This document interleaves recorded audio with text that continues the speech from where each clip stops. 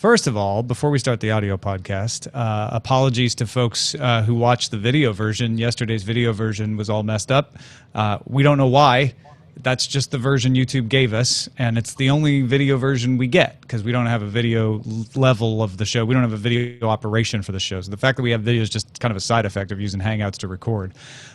So someday, don't think I am inconsiderate of that pain.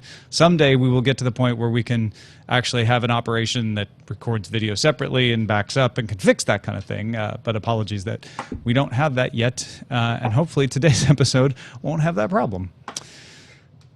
And now to record the audio podcast. Here we go. Okay, Google. How can I support Daily Tech News Show? You can show your support for Daily Tech News Show by donating to their Patreon. Visit patreon.com/acedtech.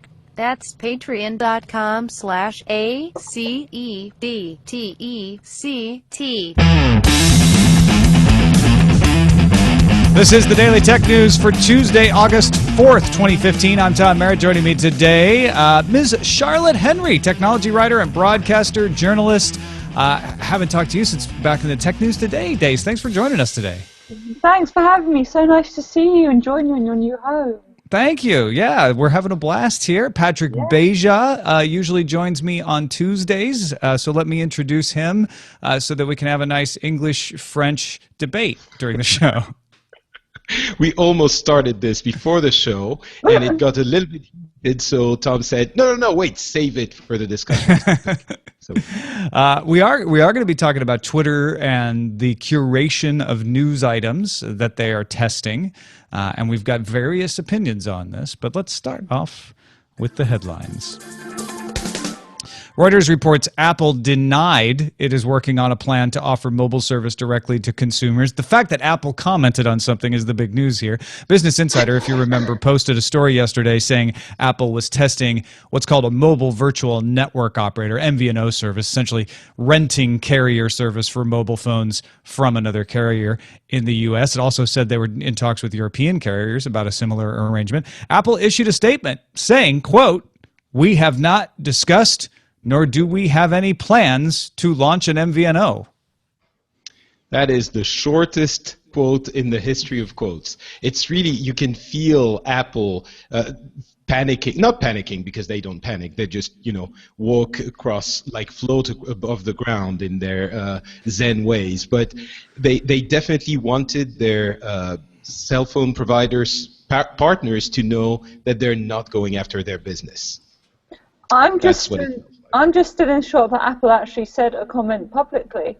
As a journalist, you try to get through to that Apple press office.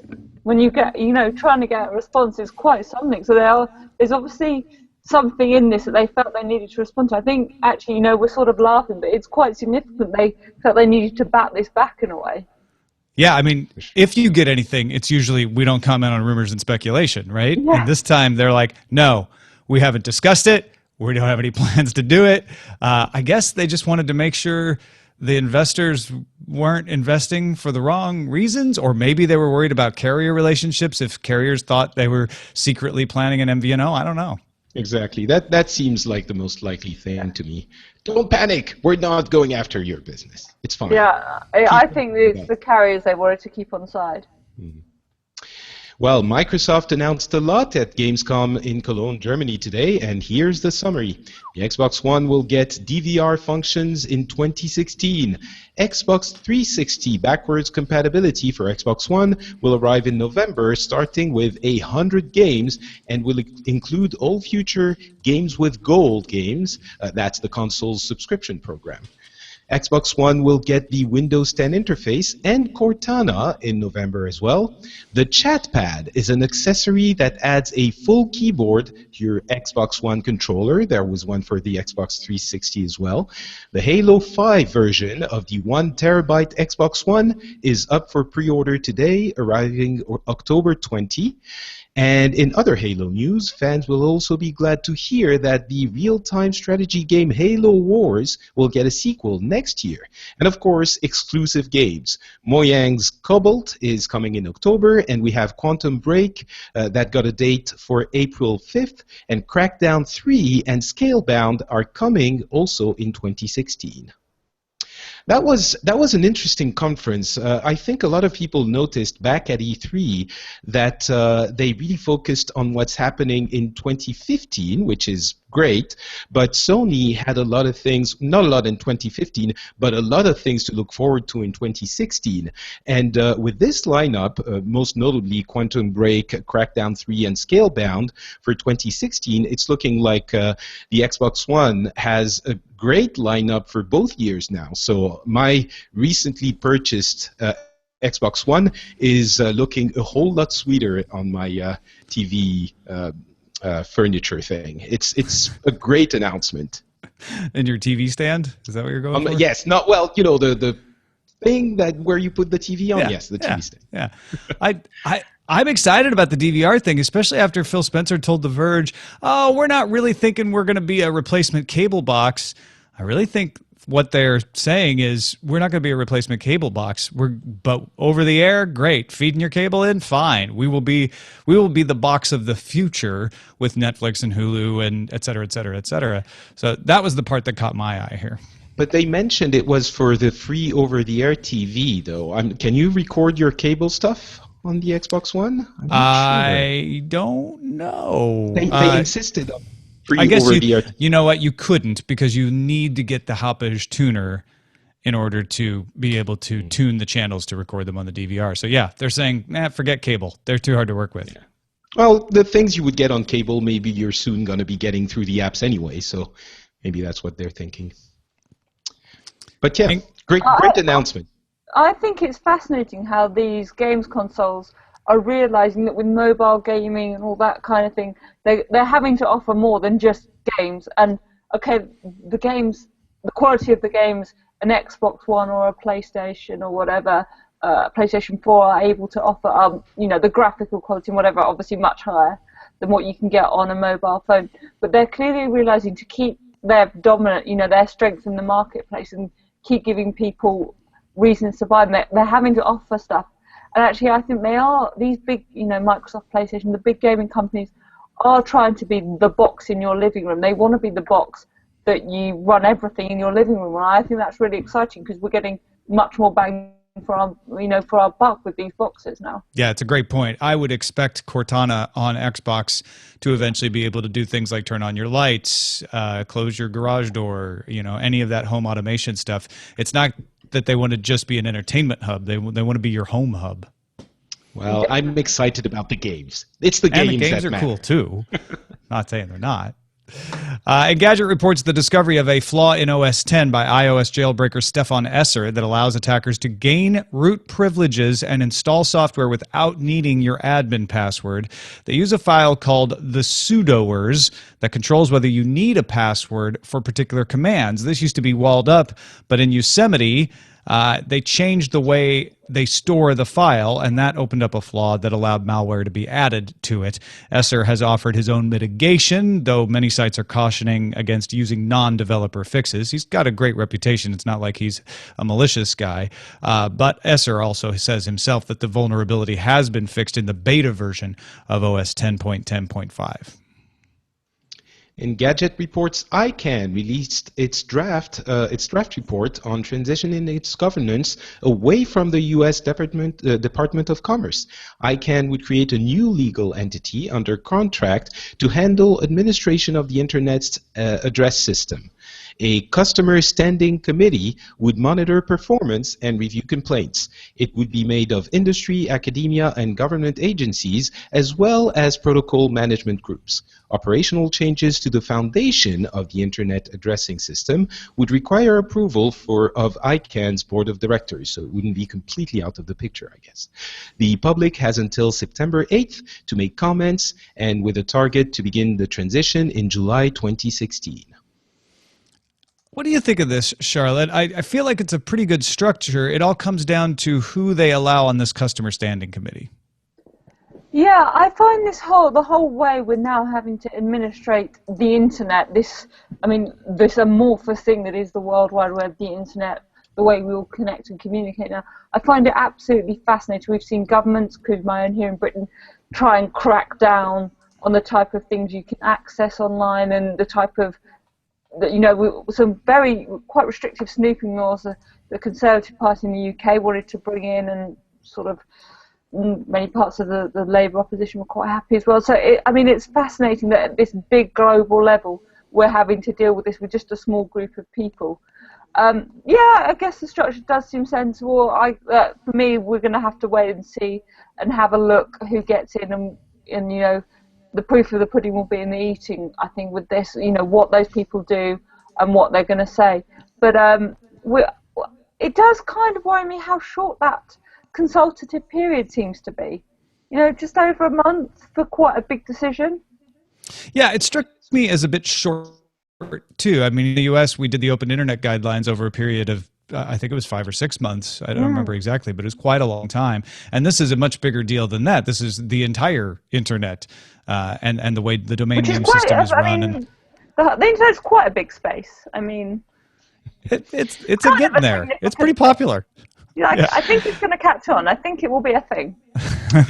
The thing that does worry me just a little bit, if you have to be a contrarian, is this third group that they're integrating, which I understand they have to integrate, government agencies, because it's not like the government doesn't have already, governments around the world aren't doing things to constrain the internet somehow, depending on where you live. And I'm wondering, again, worst case scenario, is this inviting the wolf into the sheep's pen? Is that the way you say that expression? Well, and they're at great pains to say no particular world government has influence over this committee, but then they do want to allow European Space Agency, for instance, to be part of this because they want CERN.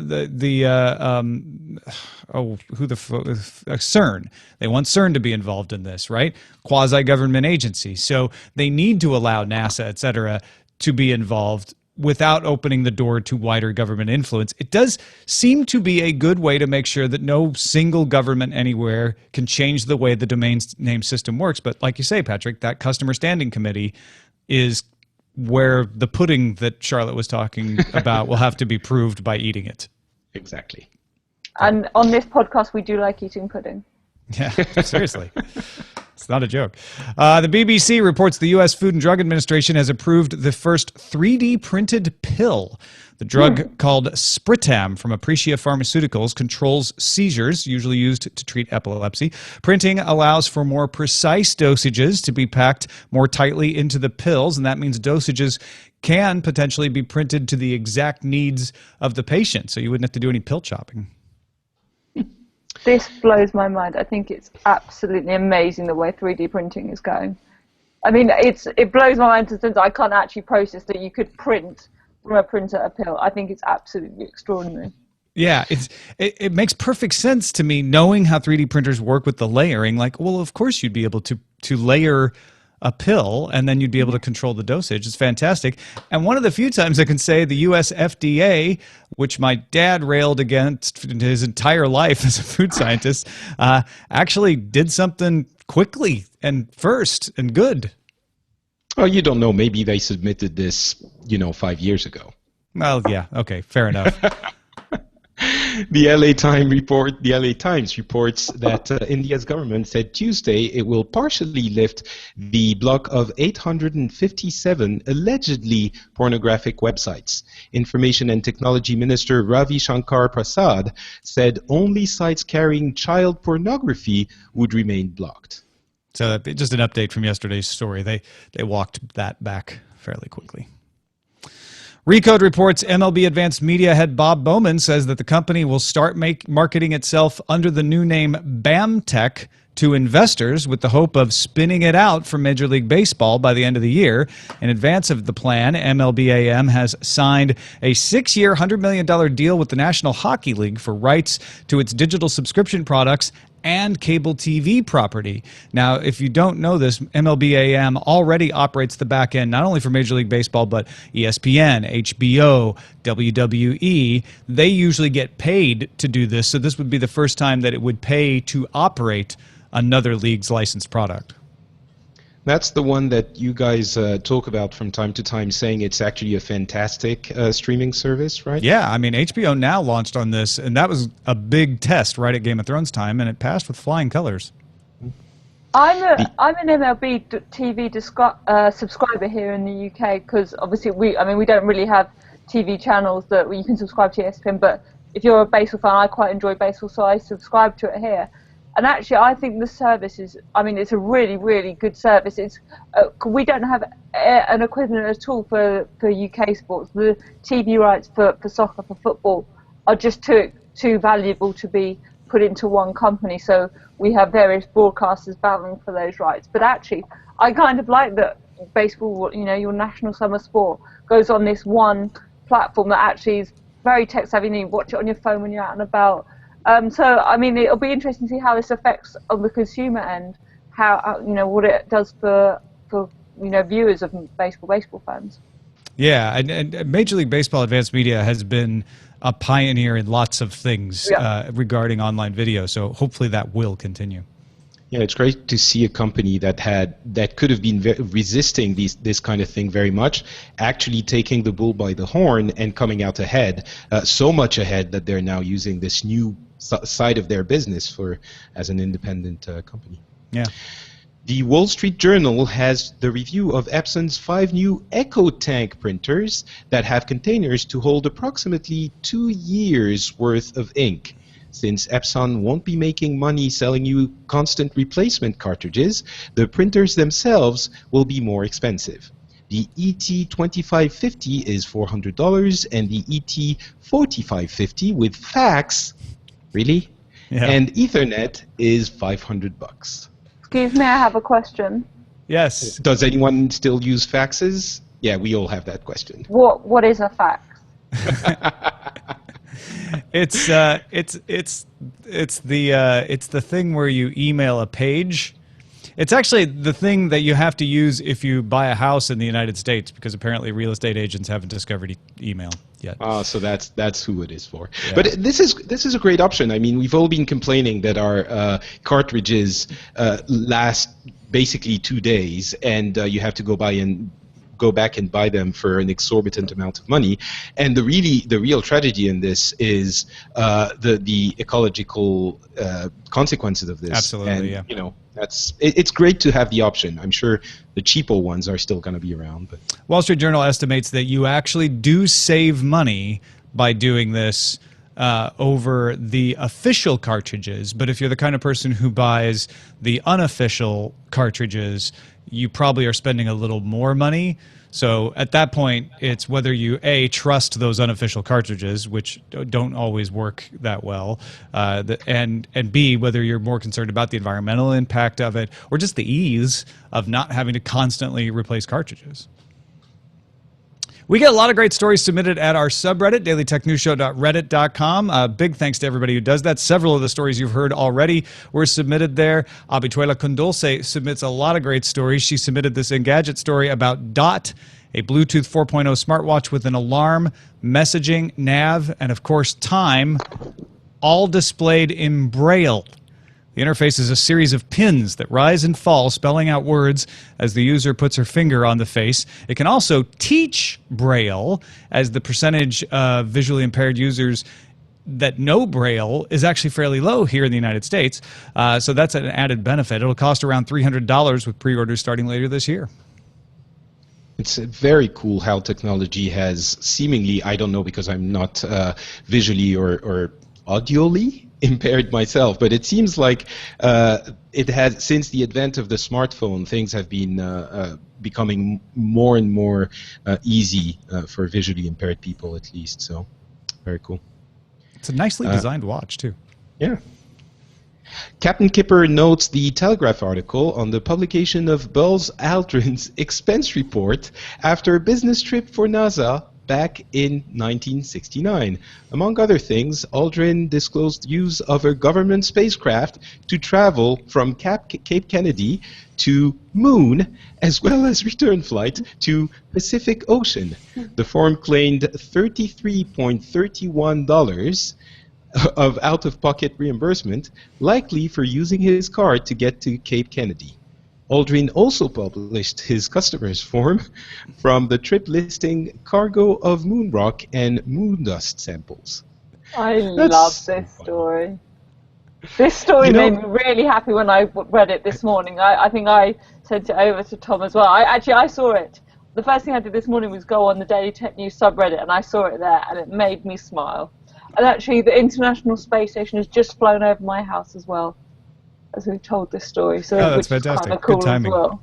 Yeah. You know, I really love the fact that, do you guys remember, if you're old enough, in the 80s and 90s, we used to say that no one remembers the name of the second person that walked on the moon? I think now he's almost more famous than the first person.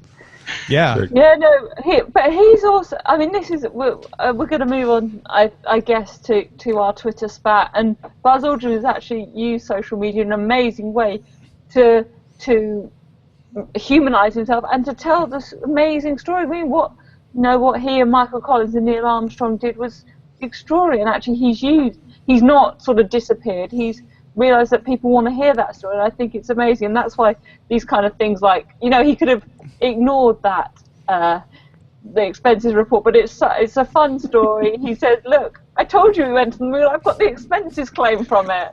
They wouldn't have given him his $33 if he didn't really go there, right? Exactly. I mean, never mind the flag. Here's the expenses form. Yeah. That is the true bureaucratic proof of any trip right there. That's a look at the headlines. All right, let's talk a little bit about Twitter's experiment. You may have read about this. It's been going on in Japan already for a while, and today it's apparently showing up for some users in the U.S. If you've got an Android or an iOS app and you're in one of those countries, take a look. Your Twitter app may have a new tab called News that shows trending headlines. If you tap on one of the headlines, then you get a screen that already exists for brands that has an image, a headline, description, and any top tweets related to that particular news story. It draws from a list of pre-approved publishers. And Charlotte, I know you don't like this idea very much. No, I really don't. I don't like the idea of Twitter curating anything for us. What I loved about Twitter when I originally came onto it is that you organised your own information feed.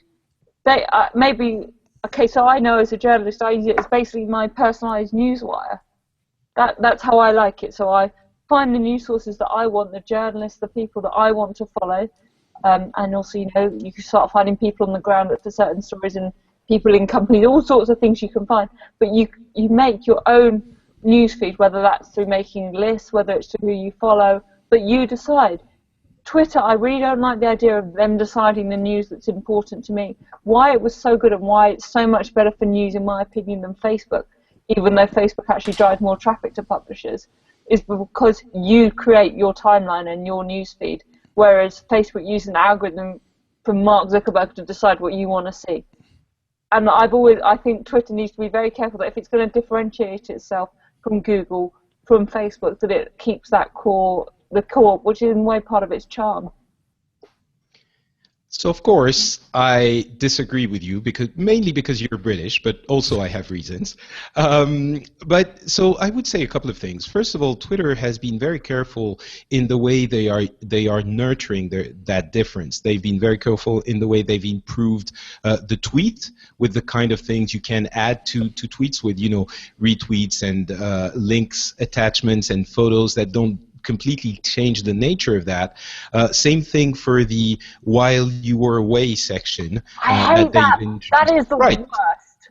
I'm sure you do, but you really don't have to use it. You can click the little X thing and it goes away, and if you do it too many times, it actually goes completely away. You never see it anymore, right? So they keep that choice for people who want to who like Twitter for what it is. And again, here with this feature, it's a new tab that you can choose to go to or not to go to. So it doesn't alter your experience, but what it does do is that it provides an easier point of entry for the wide majority of the population of this planet that is not hardcore Twitter users like we are. You know, it reminds me a little bit of when I was working at a video game company, and we had a public that was very vocal about what they liked and what they didn't like.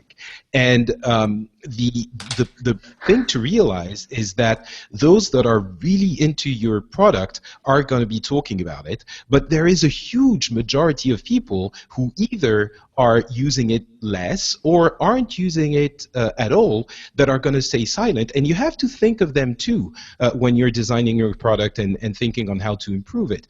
And the thing is, Twitter is kind of stuck at this point. They have, what, 350 million users, and they really have to grow their user base if they want to compete with the bigger powers of this world. And they haven't found a way to do that without making it more accessible. Now, so I think the real question is, do we want Twitter to evolve and become more inclusive, or do we want to, and the other alternative is valid too, do we want it to remain the same but stay at this size? I think it's better if more people use it, but that's my opinion. I get that Twitter needs to make it more friendly for people who are new, because it can be overwhelming at first trying to figure out, well, who do I follow? Where do I go? What do I look at? I've had family members who just abandoned Twitter because they're like, I just don't know what to do with it. So it's good to have ideas that show people, hey, here's what's going on Twitter. I like trending. I like that it's saying, hey, here's trending news. I like pulling that out and saying there are lots of things on Twitter that are trending. We're going to say these things are news things. I think that's fine. I think having an algorithm do it is perfect. What I don't like is it's just drawn from pre-approved publishers. So to me, that's where I start to go back to Charlotte's side and say, I don't want Twitter deciding, maybe because somebody has an advertising relationship with them, this is what's important for you to see. Yeah, and who decides? The joy of social media is that you can find new news sources. You know, a story from a well-informed blogger can compete with the New York Times, the Washington Post, the Times and the Telegraph in the UK, can compete with those big traditional players. And that's what's amazing about Twitter. And Twitter is particularly good at this. You know, Medium posts from people you've never heard of, but that are beautifully written, that get sent around Twitter, are a fantastic source. And I'm worried some of that would be lost with this when Twitter decides what's valid as a news source or not.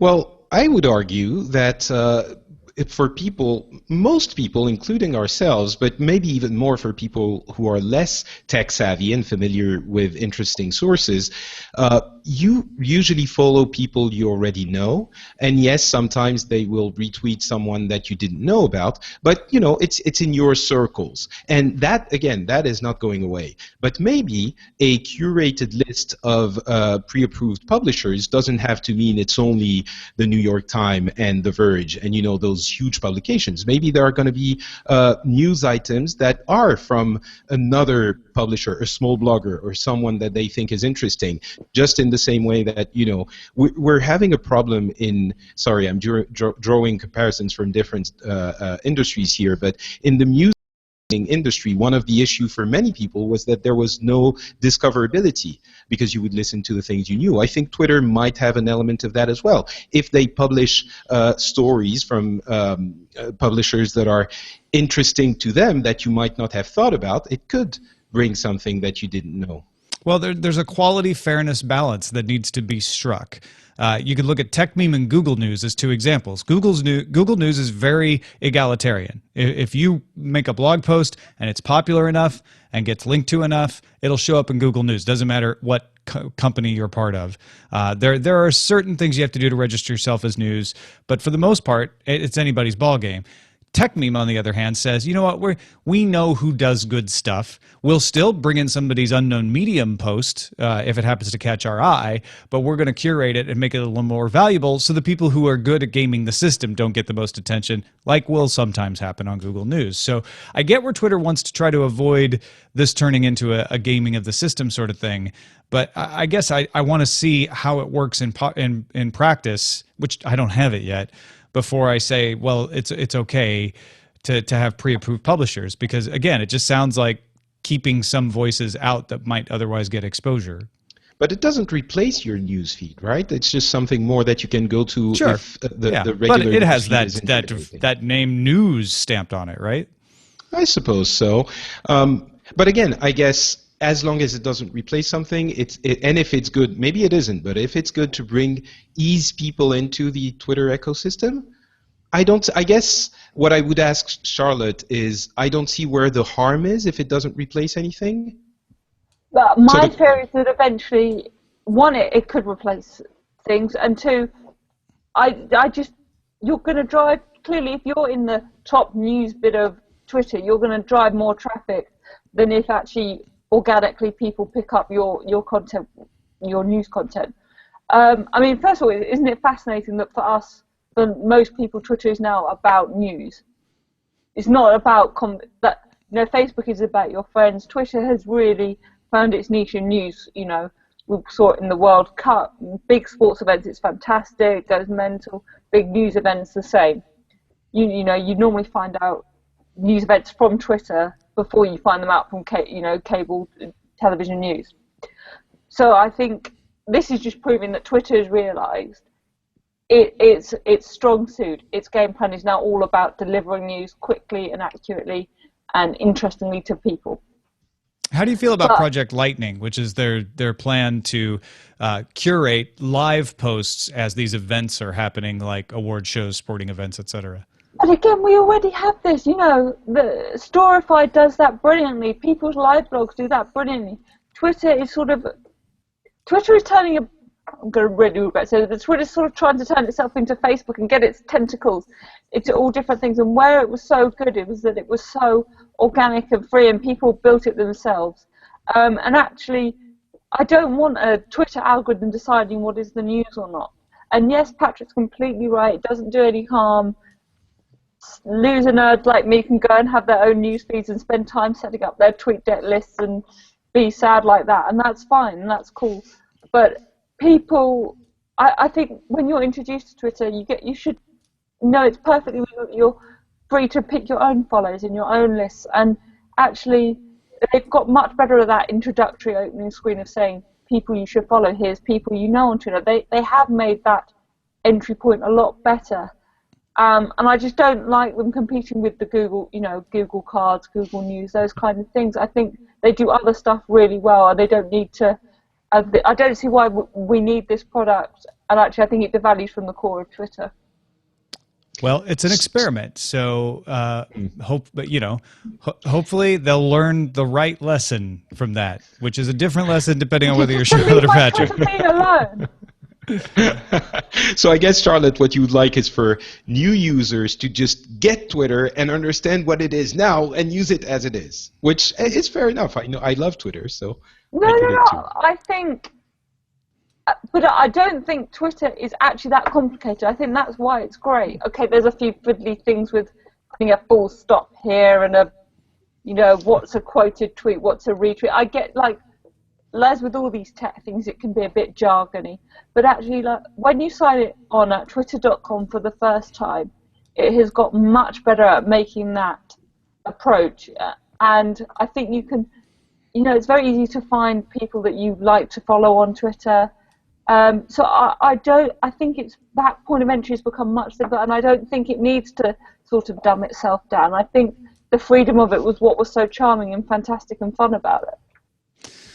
All right, let's move on to our pick of the day. Dwayne from Germany has another one. He said, I'd like to recommend everyone listen to Hunt the Truth podcast. If you're into epic tales, this is one to listen to. It follows the story of Master Chief leading up to the upcoming Halo 5 game.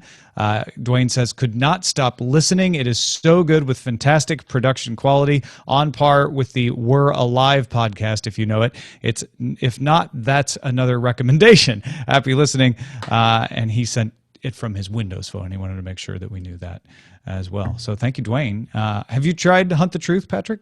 No, I got my Xbox One a few weeks ago to play the Master Chief Collection because I had never played any Halo game. I have to say Halo 1 is a little bit rough, but at Nerdtacular, people recommended I try Halo 3 ODST, which is much has kept its quality a little bit more. And they also recommended the We're Alive podcast. So it seems that everything coalesces into a bunch of recommendations I absolutely have to follow.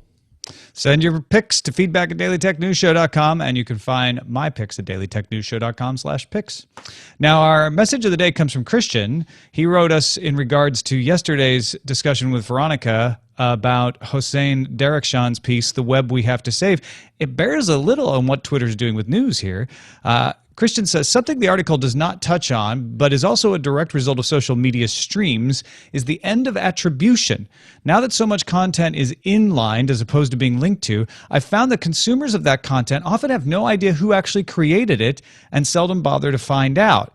That makes it much more difficult for content creators to build brands for themselves, but even more tragically, it often disassociates content from what might be critical editorial context. He says the most extreme example is when people mistakenly take stories from The Onion seriously, but there are infinite numbers of more subtle instances. In fact, the next time you hear someone mention an article, video, or image they saw online, ask them the source, and you may find they cite Facebook rather than the actual creator.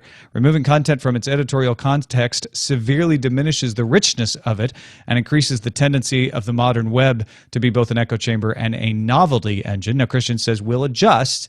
The fact that Hossein's piece is getting so much attention is reason enough to be optimistic.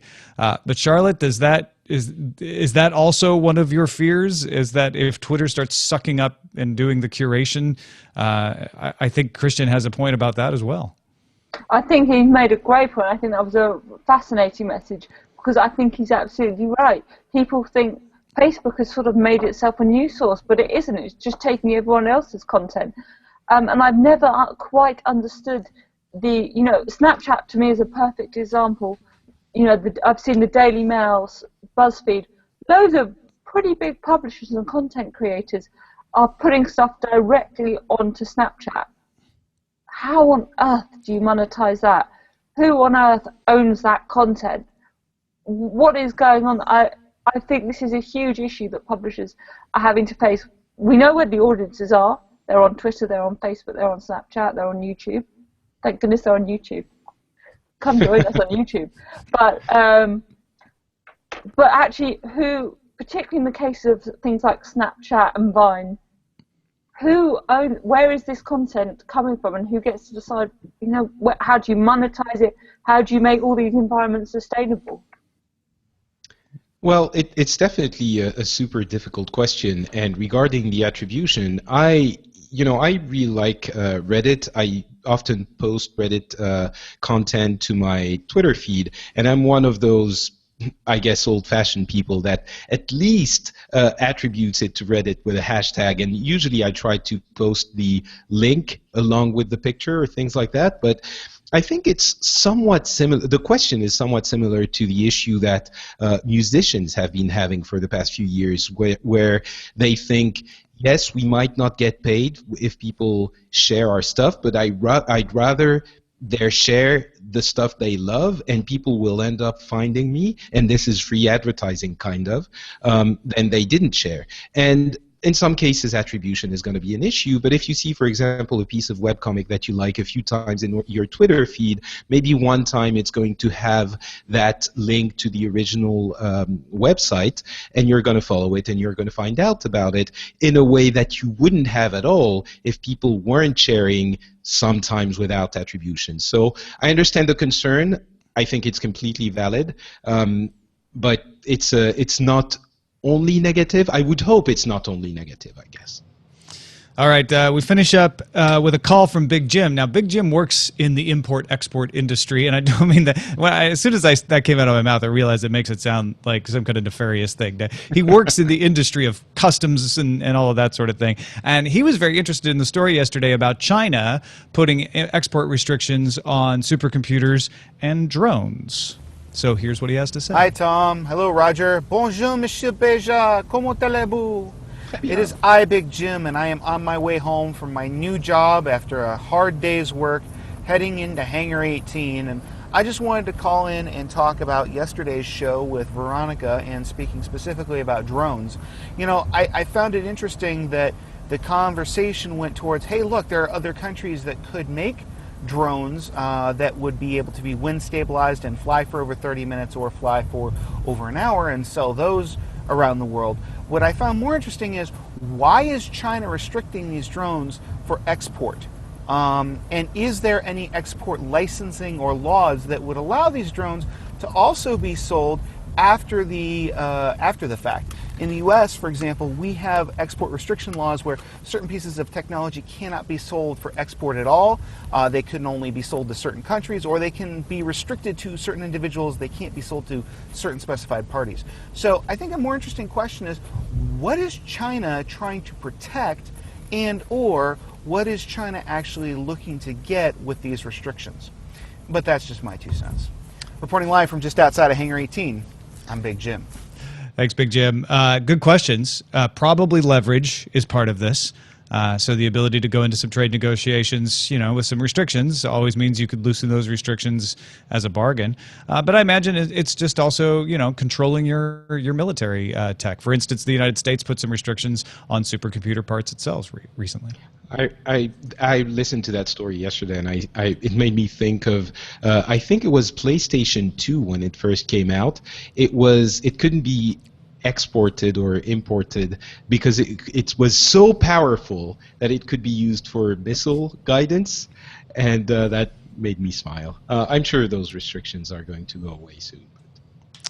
And that is it for this episode of the Daily Tech News Show. Charlotte, Henry, thank you so much. A pleasure as always. Appreciate you taking the time to chat with us today. Thank you so much for having me. Thoroughly enjoyed it. And see, Patrick and I came together in the end, strong European Union. Yes. We teamed up together. Yeah, that was actually impressive, and I'm glad I was here to witness it. It was a good metaphor. Hopefully the rest of the world could follow that. Charlotte, where can folks find you online? What should they look for? You got anything in particular you want to let folks know about? So my own blog is charlotteahenry.com, and I'm at charlotteahenry on Twitter. I've also started writing some tech stories and some tech features on a new site that's growing in the UK called CapX. So if you go to capx.co, you can check out what we're doing there as well. We put together some pretty interesting business stories, and there's some I'm doing some of the tech for there and a few other places as well. But if you follow me on Twitter and my blog, you'll have more than enough from me. Twitter.com/Charlotte A. Henry. And of course, Twitter.com/NotPatrick is where you find Patrick Beja. What do you got going on? I guess FrenchSpin.com for my English language podcasts. We actually recorded an episode of Pixels, the video gaming show, which I do every 2 weeks. We recorded one from Nerdtacular with a bunch of guests like Jeff Canada, Scott Johnson, Garrett Winesrolls, Terpster, James, a bunch of people. It was super fun. And we'll have another one next week with a lot of news from Gamescom. So check that out. Check that out as well. You are probably not one of the people who supports the show, since it's about 25% or less of the audience. So you should thank the people who do at patreon.com/acedetect, or maybe through PayPal or Bitcoin or some other way, for making this show possible. And if you would like to become one of them, you can. If you get some value out of the show, we just ask you give whatever value you get out of it back. dailytechnewsshow.com/support. Our email address is feedback@dailytechnewsshow.com. You can give us a call, 512-59-DAILY. That's 512-593-2459. Listen to the show live Monday through Friday at 4:30 p.m. Eastern at player.alphageekradio.com, and visit our website, dailytechnewsshow.com. We're back tomorrow with Scott Johnson. Talk to you then. This show is part of the Frog Pants Network. Get more at frogpants.com. Diamond Club hopes you have enjoyed this program. Great show, Charlotte. Thank you so much. It was great fun. I really enjoyed that. People should know that it scientifically improves their life if they are a Patreon subscriber. I mean, really. It's actually that's science. It's science, right? You can't argue with that. It's been peer-reviewed.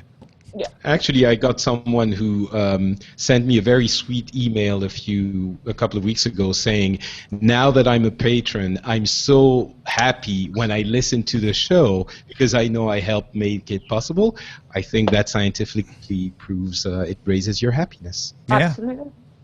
Completely does. We got some titles at showbot.tv. Separation of Net and State. The 100 Years Tech War. Xbox 361.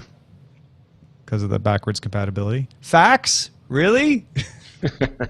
Well, faxes are still important. I think they're still the only government-recognized form of signature outside of you physically signing it in front of them. I don't know. I've digitally signed stuff and yeah, sent me it. too. For I taxes. literally have no idea what a fax is. I just remember signing my mortgage papers. I had to fax it directly. Well, to them. that may be true. I don't know. Wait, Charlotte, are you actually serious? No. Oh, okay. But like, I 'Cause- genuinely don't remember when I would have sent a fax in my life. The last time I sent a fax was when I bought a house. That's why I brought that up. we used to use fax. So when I was working in the movie industry, we would have scouters send stuff by physical email photos and stuff like that of locations, and we would send faxes to rent them and stuff like that. It was a long time ago. But It the was thing so that slow. you can never know when like a fax had got through. You sort of send stuff and it would disappear in the ether. Maybe it got to the person. Maybe it That's didn't. why you needed Had to go have them over. on the phone as you were doing it, saying, "Are you got getting it it? yet?" Did you get it now?" Yeah. I mean, it's just crazy. I actually like Twitter's Tentacles Everywhere as the title. Ooh, Twitter's nice Tentacles. alliteration. I like we choose to go to the moon not because they are easy, but because we will get reimbursed if we do. But Yeah. it's a bit long. If we're That's brilliant. yeah. It's actually I'm going to vote for it anyway, just because it deserves recognition. Yeah. I think, well, can we do a smaller one of like, we go to them not because it's easy, but because we get reimbursed? It's getting there. It's a good edit. It's just too good to let it go, I think. Yeah, I know. We go moon not because easy, because reimbursed. Moon no easy. Get reimbursed. How about just say moon reimburse? I think that's a little bit too far. Yeah, now we're starting to reduce it. Yeah. You guys don't like Twitter's Tentacles Everywhere? Quite good, but I'm just in love Oh, with do you want me to vote Aldrin on it? story. I'll Yeah. vote on it. I'll raise it by 1. Wait, So where is it? There. And It's number there you 3. go. All right. Not 3, but it's I voted for it as well, but Okay. it's a sympathy vote. Well, an it's the main element- topic too. Yeah. Yeah, I guess that's why separation of net and state couldn't. Oh, I'm gonna put Rogers- the moon thing. sorry. is your baby eating you? She does a lot of things. She pinches me, bites me, grabs my hair, but she was just grabbing on the headset, so it's just pulling it off. Actually, I was thinking about what you were saying about the China drones thing, and I think Tom, you brought up a very interesting thing I didn't consider initially. Is that the trade aspect? Because right now the U.S. and 12 other countries are going through the Trans-Pacific Transatlantic? Partnership free trade deal. Every major country in the Pacific is included except China. So I'm wondering if that has anything to do with it. That might. Yeah, Very it really well might, seems yeah. like something that is not sustainable on the long term. Because I don't buy the must maintain security. China's known for selling you whatever you want. Even the stuff that the Russians won't sell you, they'll sell you. Landmines. Everything must go. EU and the stuff Russia won't sell you. Is it? Yeah, I was going to say. Charlotte, I'm going to put we chose to go to the moon not because it was easy, but because we got reimbursed in the show description. Yeah, nice. nice. It will not be wasted, Dark Redeemer. Too good to let it go. So did you go with the tentacles? Yeah. Who doesn't like tentacles? Someone with tentacle phobia. I'm sure there's an actual phobia related to that. Tentaphobia.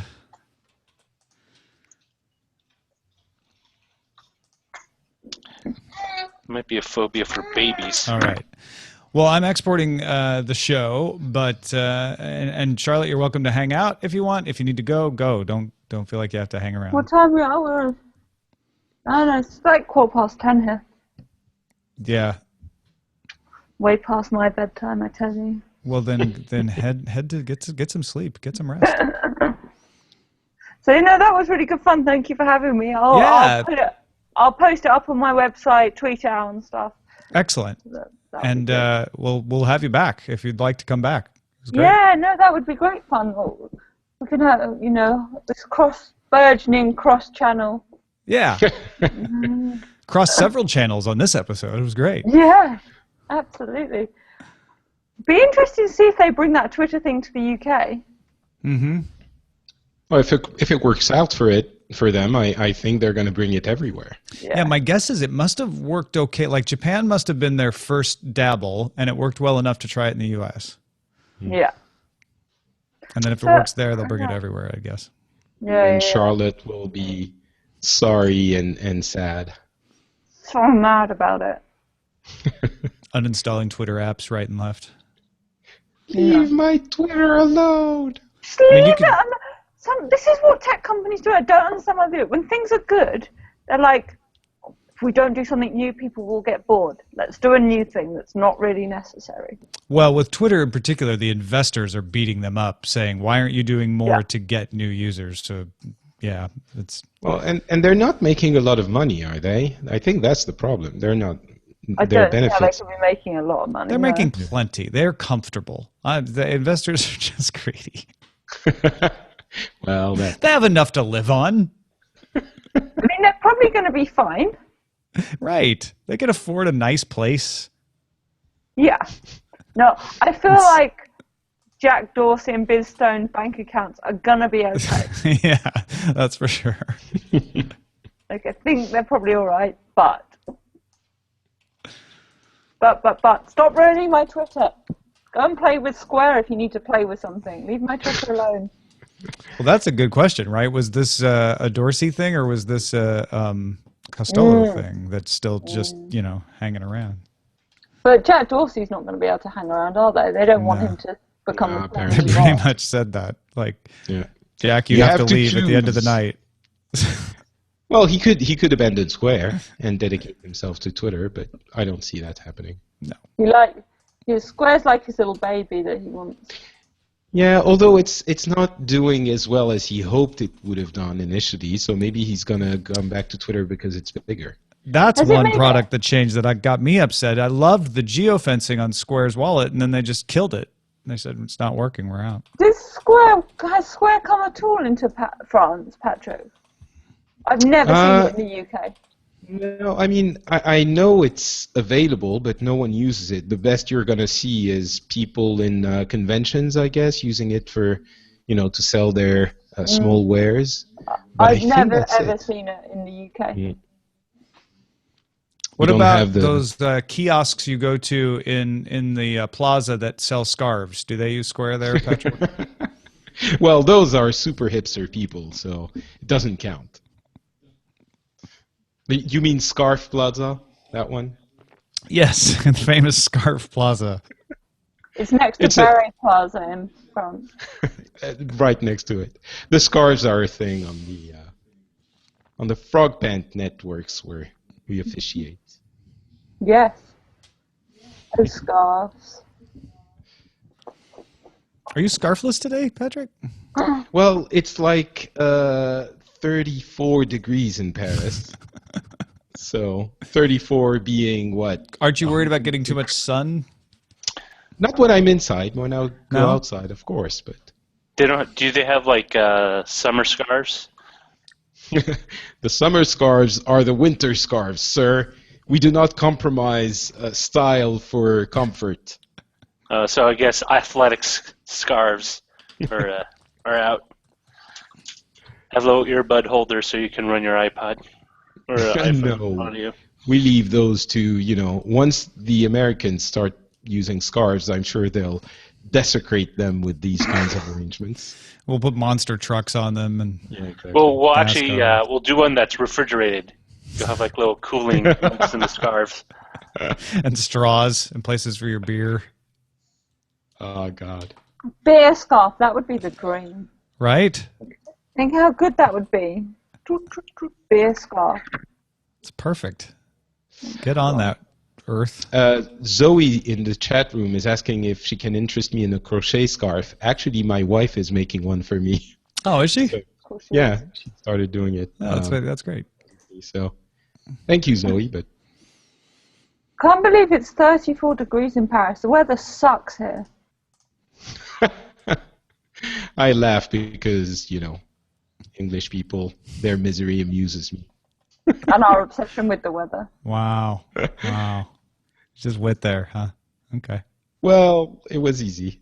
Sorry. Now you're making me feel bad. It was a joke, okay? I love English I'm people. going to go and cry myself. Some of my favorite friends are English. Some of my favorite. Some of my best friends are English. It's not their fault. They were born that way. We're just here and eating slightly blander food than Patrick does. I don't know. That used to be true, but now with the whole curry scene, at the very least. I have to say, I went to England a few years ago and had curry. My friend told me, this place is nice, come and try it out. Honestly, it felt like I had never eaten curry in my life before. It was so wonderful. I discovered something. So I should really be a little bit more careful when I make fun of English people. Cities of England invented their own curries. I think was it tikka masala comes from Birmingham. There you go. Yeah, Tikka masala is good too. Good job, Birmingham. Yeah, no, they invented that one, I think. So yeah. I think it was a way to sell it to the native population. It's like, how do we get people to eat this stuff? Well, our level of spiciness might be a little too hot. Let's change it up. Let's tone it down a little bit. Yeah. It's actually the same way why at least in the U.S., you go into a Chinese restaurant, there's at least 24 items I look at. It's like, I guarantee you no Chinese person's ever eat any of this. Especially if it glows or it's deep fried. English Chinese food is just entirely made up. I mean, it's just nonsense. If you have Netflix, there's a great documentary on that they have called General Tso's Chicken, and it goes into the entire history. It's like a little documentary trying to uncover where General Tso's chicken comes from, because it doesn't exist in China, even though the general did, and it was highly unlikely he ever ate anything remotely, like that food. And it was basically an invention by Chinese immigrants to sell a food item that was relatively inexpensive to make with the chicken, but at the same time the customers would like and come back. And what's interesting is there's like a variation. There's no master recipe of General Tso's chicken, and it's weird because then they tie it back to this Taiwanese chef who supposedly created in Taiwan, but then brought it over, introduced it in the 60s into the New York food scene, and then I guess another Chinese restaurant stole the idea, and they just kind of ran with it and made it popular. So we basically took all the food and ruined it. I hear you. Oh, it's pretty good. It makes money. That's really the important thing when you run a restaurant. It's weird how the food styles migrate like that. The weirdest restaurant I've ever eaten at was an Italian Hong Kong restaurant in San Francisco. So someone in Hong Kong had opened an Italian restaurant and located it to the Hong Kong palate, and then people from Hong Kong had moved to California in large enough numbers that enough of them would want to eat the kind of Italian food they remembered from back home, and so opened a store in San Francisco. It's just it's the weird. maddest thing I've ever heard. It's the same reason why pretty much every Japanese restaurant in the Bay Area is run by Koreans. There are very few Japanese people left in that business, because if you know anything about restaurant business, the margins are super thin. But restaurants are one of the things that immigrants start up because it's the easiest to do, and other than having your waiters talk to the customers, a majority of the staff don't. So you don't really need to learn the language, and you can do what you need to do. The Japanese restaurants in Paris are usually managed by Chinese people. It's all Chinese people. It's a thing. It's a thing. The French restaurants in California are all managed by the English. No, that's not true. That's not true. I just wanted to tell me that, I just wanted to scare Patrick. That You just come over to spite. Tom, that's not even funny. You don't play with my heart like that. Usually there's an English person involved, though. Of course there is. Like funding it, or at least getting the idea. Right. That's it. Who do you think finances Dirtying all of themselves this? with filthy lucre. That is fine, Roger. Just keep them out of the kitchen. That's the only French thing. always need us to sort them out at some point. Right. It keeps happening. All right. But listen, really, some of my best friends are English. All right, we're going to stop the broadcast now. Thanks again, everybody, for watching, and I hope you enjoyed the videos, and I hope this one didn't get munged by the YouTube encoders. Have a good day.